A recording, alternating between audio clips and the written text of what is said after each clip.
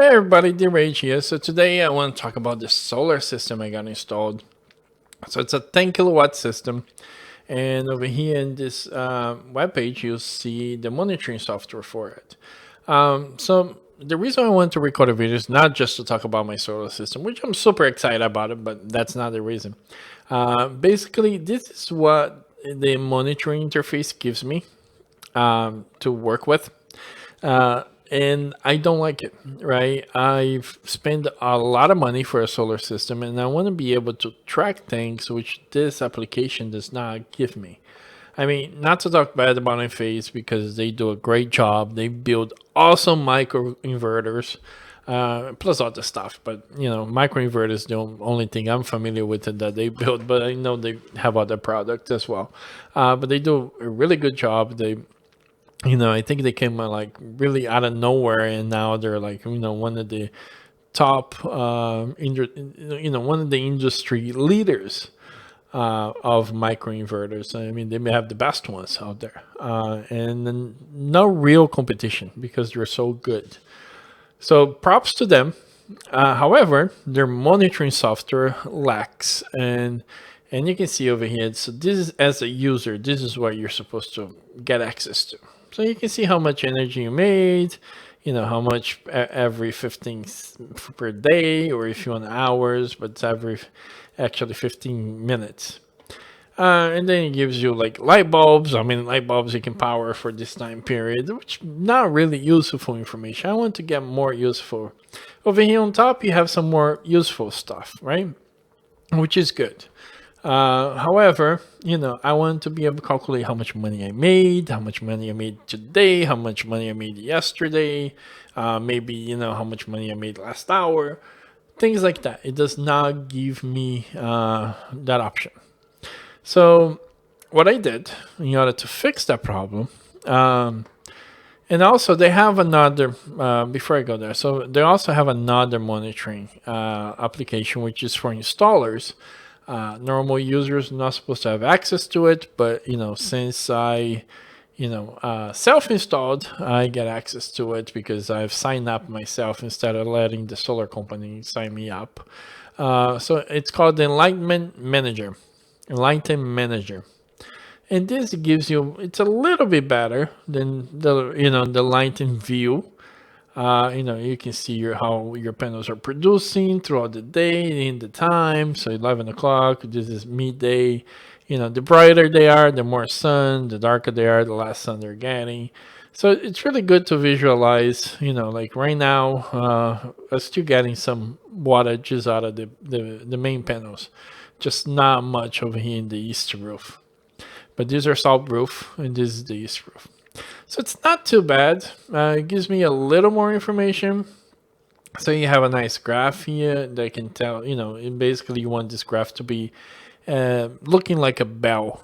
So it's a bell-shaped graph. So the more it looks like a bell, the better. That means less cloud you had. So you can see we had some clouds in the morning. But then, pretty much I picked up. But it's still not the view I wanted. And the reason, there's some reports you can run here, but it's not what I wanted. So what I did is I made my own. So let me go ahead and show you what I did. So this is my dashboard. So instead of going to their system, to get the information, I decided to create my own. So the first thing you see here is lifetime savings. That's very important to me anyways. So unfortunately, this gets updated once a day because I'm relying on their stats, and their stats only get updated once a day. So I have to work with that. So lifetime savings as of yesterday was $20. So I round the number up. It could have been, $20.10, 15 cents. I just rounded up to 20. It's a round number to the dollar amount to look prettier in the dashboard. Then investment yet to be recovered. So I put up my own money, $19,000. The power company paid the rest, thankfully. But so 19,000 minus $20. Now it's 18,980. So this gets updated automatically. So tomorrow when I look at this dashboard, you'll take today's savings and apply to that. So then that number will be much lower, and this number will be higher as well to apply, what we saved today. And then money saved yesterday. So yesterday was a cloudy, rainy day. So I saved $2.50. And I say save, quote unquote, really mean, like recuperating the investment, $2.50. Really only save money after this $18,980 are paid for, which means I made my money back. The system pays for itself. And then everything after that's real saved money. But right now it's really paying it back. So, I fronted the money. Now the system's going to pay me back in savings, for the next few years. I'm not sure what the number turned out to be, maybe like 6 or 7 or something like that. Depends on the performance of the system as well, which so far is really, really good. So money saved yesterday is $2.50. Money saved today is $6.90. So today was a much sunnier day and much better, right? I saved $7. This would be money that I would have to pay the electrical company, which now I don't. So it's $7 for one day. It seems pretty good to me. So then over here we have this nice dial which gives us total watt hours, and you can see that's 180 kilowatt watt hours plus 666. This is as of yesterday. So lifetime, anything that says lifetime, it gets updated once a day. Now my fault, it's Enphase, and that's how they decided to keep track of the statistics. I'm still using their data, I'm just formatting differently, and I'll show you how that works in a little bit. So today energy production, 62 kilowatts so far, and still going. I mean, the sun's still out, so we're still making some energy. So 62 kilowatts, 688 watts. So that's not bad. Really good day, I suppose. And then current energy production. So currently, with all the panels, is doing 2 kilowatt every hour current, which is not. I mean, this at peak would be like 9, almost 10,000. Well, yeah, 9,000. I don't think I break the 10,000 yet, but I've got to 9,000 other days. But so this so far gives me everything I need. And then the rest is just bonus. And you can see there's some nice charts over here. But what I'm really interested in is this information right here. So anytime in the day, I can look at it and say, in glance, I've saved $20 so far. I still have to pay this much. Yesterday was I saved this much, and today so far I saved this much. So this data, for the most part, except the lifetime ones, gets updated every 5 minutes. So every 5 minutes, this dashboard will reload itself and get the new data. I might even increase that, but as of now, it's every 5 minutes. So, and then this graph is production over time. Over here, this is a fluke. I wish I had produced 300 kilowatts today, but I didn't. It's only 62. But the data was messed up, so that's what caused the anomaly there. But now it's corrected, so tomorrow you'll be fine. It's just that the graph got messed up for today. But it tells me the total for today. So total 62, and this I can see like fluctuating hour over hour. So 62 was 6, and you can see how that increases throughout the day. Every 5 minutes the data gets updated. So then I can see how it gets updated throughout the day. Over here, it's how the current power production. So, at 2:15, I was making 8 kilowatts. And then, at 3:50, I was making 6 kilowatts, and so on and so forth. Over here is the same thing pretty much as the Enphase, this graph. Remember I told you, it's supposed to look like as much as a bell shape as it can. It's the same thing over here. But I don't like the every 15 minutes. I like to see this every hour, so I have it hourly here. And with this solution, I could go every hour, I could go every minute, I could go every 5 minutes. It's whatever I choose, and I chose every hour. I could have another one the same and every minute. Rate of recovery, so it's how much money saved per kilowatt hours, and so that's actual money. So those are cents, in case you're wondering. So 85 cents in this hour, 90 cents in this one, 80 cents here, but they add up. This is my lifetime production. So when the system was first installed, half a day, then the next day, and so on and so forth. Every day, you'll be like a nice stairs effect, right? Climbing constantly. So tomorrow will be another, step over here. Recovery analysis. So it's how much cost recovered per kilowatt. And over here is how many, my current power output and how much money, I saved. So to me, this gives me a more complete look at my system. I can look at it and see actual results instead of just looking at it and seeing kilowatts, right? I can actually see money saved. So to me, that's valuable. And so that's why I created this dashboard. Now I'll talk a little bit about it. It's fairly it's not complex, but there's several components that goes into creating a dashboard like this. But first thing you need Splunk. This is done in Splunk. And you can see it's basically an enterprise software, which I work with, which is awesome. I mean, it's the best program that you can actually have to like searching logs and doing data visualization. It's just great. Their motto is from zero to hero. And it's actually true. You won't believe like in the company when somebody says, "Can you do this?" and spend a few minutes, you can craft a search together and do like reports like that nobody else can do.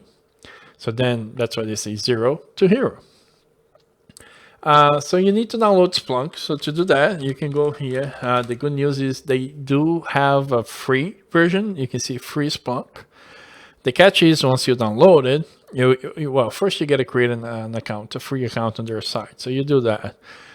Then you get you click in the free download, you install it. So once you install it, it's actually not going to be free. It's the enterprise license.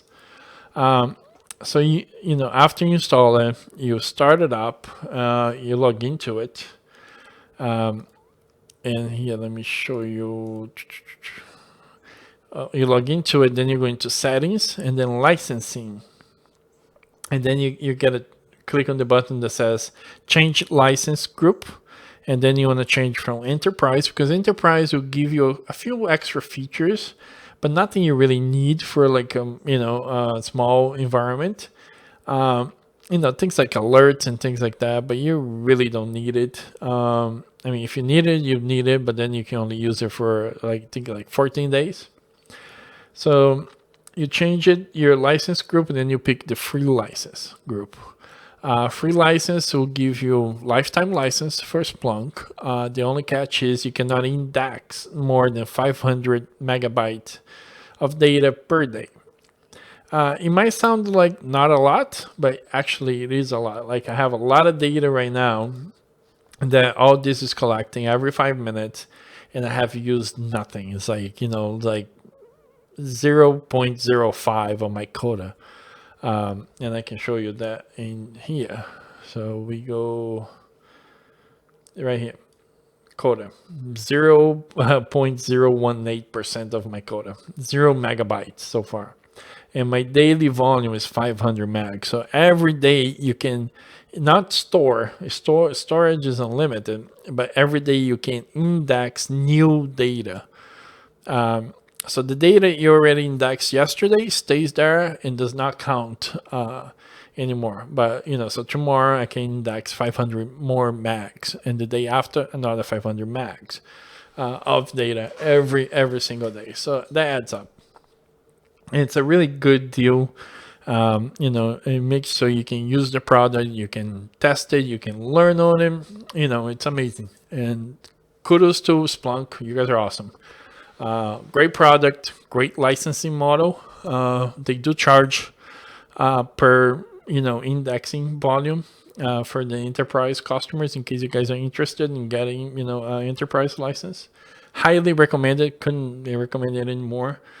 As a matter of fact, when I look for future jobs, you know, I am consider asking them if they have Splunk. If they don't have Splunk, I think I'm gonna say, okay, either let me install it, or I've got to go find somewhere else that has Splunk, because it makes the job so much easier, especially when you have to look through logs and correlate data.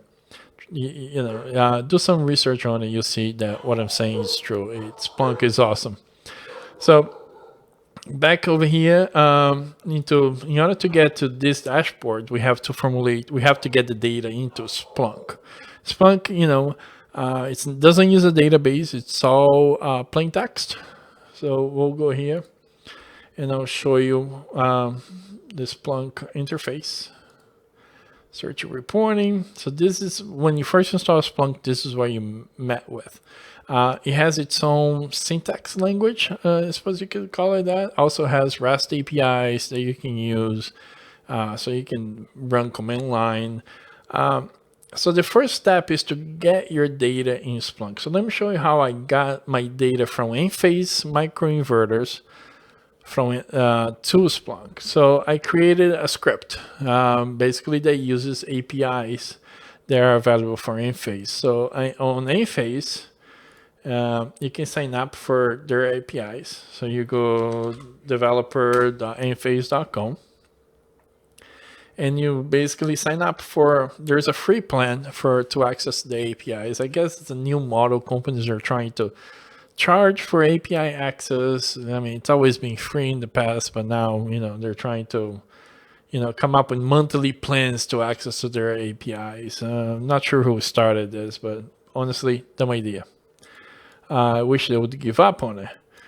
But anyways, you can sign up for the free plan that gives you 10 hits per minute and 10,000 hits per month. So that should be more than enough to, you know, for your own personal use. And if you're gonna use commercially or anything like that, then, you know, you need to consider like upgrading your you know, capacity here. So you can see they charge a lot, you know, licensing for the APIs. I mean, 300 hits per minute, you know, but that's large scale deployment. So we don't need that. We just need the free one. So I signed up for that. Then once you sign up for that, I created a script on Windows. This is the log file that it collects, and this is basically the script.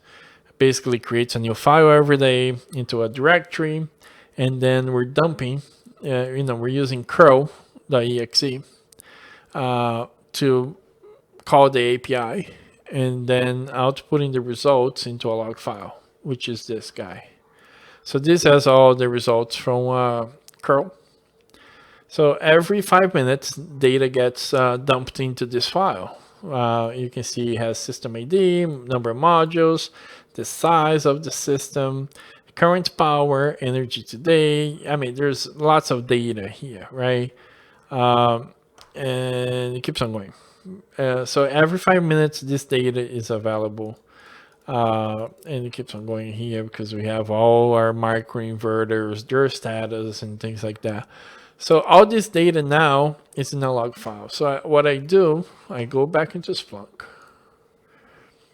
and we go into settings, and then data inputs,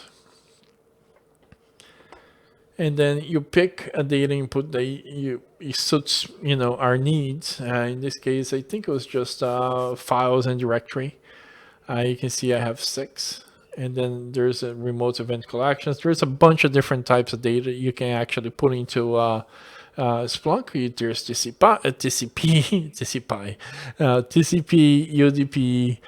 You can monitor your registry. You can create scripts, Windows events logs. You know, there's a bunch of them. But I basically use this one here, files and directory. and you'll see this is the one that I am. So I am indexing, or Splunk is indexing any file that gets created under this path on my local machine. And this could have been a remote machine, and the possibilities are immense. And the type I specify as JSON because Enphase outputs the data in JSON format. And then destination index, it's Enphase, so make it easier to find and distinguish from the other stuff. Splunk has its own index internal where you can do searches against it as well for all things Splunk. So that means that every time that a new file gets touched or updated into that directory, Splunk knows about it. It's monitoring that, and it's going to index it. So it's going to bring it into Splunk. So then we'll go back here. Now we can search the data. And the way you search the data, you specify a source. Actually, you can specify an index. So in our case, we want to search the Enphase index. And it's a very simple syntax, right? So now it's going to return every event that's being put into the index of equals Enphase. And we can see all the data that was in this log file right here. Now it's over here, but except it's nicely formatted, like JSON format. So this will be a field, and this is the data for the field, another field, the data for that field. So now in Splunk, we can say thanks, for example, show me only, I don't know, energy today equals, or you can say greater than 60,000. So now it should show me, maybe I don't need a dot over there. The comma, whatever it was. Okay, does it have a dot? Maybe. Let's see. All right, let's see what the data is. Oh, I misspelled energy. That's why it won't work. Okay, so energy today. So you can actually specify equals, right? So only show me data that equals this amount. So if we search this, and there was none today for that. So you can do wildcards. Energy today equals, that should work, hang on. Energy today equals, I don't think we need the, right. So now any energy today with 10, that starts with 10 and could be 10 anything, it will show the results. So you can see, so it will be no 11, it will be 10. The same way we could do only, lower than 10 star. I think a star should still work there, the wildcard. So now you can see energy today 0 is going to show up at different times. So now we'll show, only that field. So you can do anything basically with it. And you could do, energy -0, but I don't know, energy lifetime time, forgot to, greater than 180. Or, well, 180 is going to return everything pretty much, but you can do 180, 180,000, which is 180 kilowatts. So now it's actually taking, energy today 0, and it's only going to show when lifetime equals that higher, than that amount. So energy lower than 10, which we have because we have 0. So, and then over here in the side, these are the fields that Splunk knows there are values, and it basically extracts them for you so you can use it. There's an index, extracted source, a last reported at, those are epoch times, operational at. So there's like lots of data, and you can visualize this data in multiple ways. Splunk can even find patterns, which for you. and statistics, statistic view, and a visualization, which will be if we did like a time chart, energy lifetime. I suppose we could do that. There you go. Time chart, count, energy underscore today, which is going to be 0 because we're only showing 0. So that way it won't work either.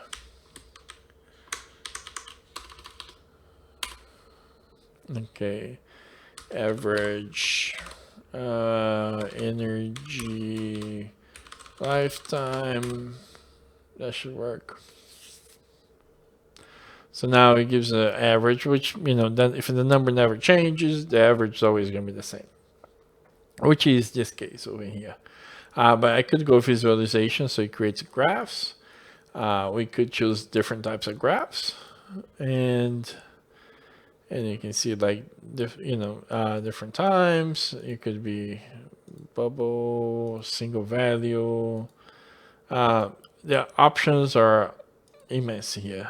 There's different options. So the way I did this is I got the data that I wanted. So if I take one example here, let's just go back to Splunk. And all right, go back here, dashboards, so I can show you my, there's a edit button here. We can easily edit our searches. This is the search that comes up with this value, basically. Let me just duplicate the tab here so we can, and I'll show you here. I'll run the search by itself. And we want to last 15 minutes. And then average lifetime is 20. So that's how much money I saved, in actual dollar amounts on the energy production. And that's calculated. It extracts the fields over here that I specify, and then it calculates that. So for every single one of this, it's a search. So for example, this one here, it does some more calculations, just because I gotta take, what I've invested on it, my investment, and so you can see it does a lot of calculations. So we're saying all this over here is just to specify the file. I don't even need all that, but the more specific you are, the faster Splunk finds results. And then over here, we're telling Splunk to do statistics as a function, and we're doing an average of energy lifetime, and we're saying that the energy lifetime field should have this name, right? Now we're doing an evaluation, and then we're assigning this variable, which is energy lifetime. This value over here gets assigned here. We're multiplying that by 11 cents, which is how much I pay the electrical company per kilowatt, and then divided by 1,000, and then we're subtracting 19,000, which is my initial investment, and then we're rounding up the numbers over here. That's what this is. It just rounds it up, gets rid of all the extra decimal places. And then over here, we're converting basically a negative number into absolute number. So into a positive number, because this equation over here would leave us with minus 18. So this will look like minus 18,980. And we want it to be a positive number instead of negative number. Which it kind of makes sense to be a negative number because it's money I don't have in my pocket, but it looks better in the screen that way. So once this reaches 0, I recover my investment. So the solar system paid for itself, and it'll be a happy day. And then from that point on, it's all savings. So that's what I've made. Hopefully you guys liked. Hopefully it makes sense. I know I kind of glanced over the Splunk stuff. Splunk, it has its own syntax, and it's very detailed. You can actually go into their website. They have excellent docs. So, it's docs.splunk.com. And these are the different functions. And you can click on any function over here and you can read about it. And it gives you examples. You can actually go on Splunk and try it out. Assuming you have the data, you might have to adjust the data to the data you have in your system. There is a few that you're going to use it a lot. Chart is one, to create charts. Stats is another one. Eval, you're going to use it very often. And that's evaluates an expression and puts the results into a field. That's basically it. And these are, different functions you can also use with eval. And the examples of how to use it. Splunk can do a lot. There isn't, I don't think I've found one thing that Splunk cannot do. There's usually a way, but sometimes some simple things might feel like you have to sort of hack your way around, but it's not that. It's just that there are multiple ways of coming out with the same result in Splunk, so sometimes you got to think outside the box. But other than that, it's a great product. I recommend everybody, get familiar with it if you're interested. And hopefully I didn't bore you, but this is what I'm using to monitor my solar system. And after I implemented this, which was yesterday, I haven't used this. To be honest with you, this feels like, feels lacking, right? This looks much better to me. It gives me much better info. This is a work in progress. I still have to add, I want to extrapolate based on past performance of the solar panels, how many years it will take to pay this back. So that's one thing I want to add in here. And, this dashboard reloads every 5 minutes. So you saw there, it just reloaded by itself. So today I saved $7 and the sun is still out. So, this is not the final amount yet, which is great. So tomorrow, the lifetime savings will be updated, and will be my investment yet to be recovered. So these three fields over here, this one, this one, this one, it gets updated once a day, unfortunately, but that's a limitation. On the API, the Enphase system is not updating those fields. Therefore, I cannot get the data. I mean, I get the data, but it's always the same unless midnight rolls around, and that's when it changes. Other than that, Enphase is a great product. Their monitoring capabilities could be better, like I said, at least for my needs. Maybe it's just me and everybody else is more than happy to use, the view that they get. But thankfully, there is the API that if you don't like something, you can use the API and create something that suits your needs. I mean, all the data is available, to be used within limits. But like I said, I'm nowhere near reaching those limits. With querying, I think I'm doing like maybe 10 hits every 5 minutes, and I can do like 10 hits per minute. So based on that, I might even increase my, so this dashboard updates. At the same time, I don't want this dashboard like constantly refreshing either. So I think 5 minutes it might just be okay, 5 minutes, but maybe, 3 minutes or something might be better. So I can get more up-to-date data, but I don't look at it that often, maybe 2-3 times a day. So 5 minutes is not going to make that much of a difference, especially when you're looking at total money savings and things like that. But that's it. Hopefully you guys liked. Please subscribe, like, and leave me a comment. Let me know what you guys think. All right? Okay, I appreciate it. And I'll talk to you guys later.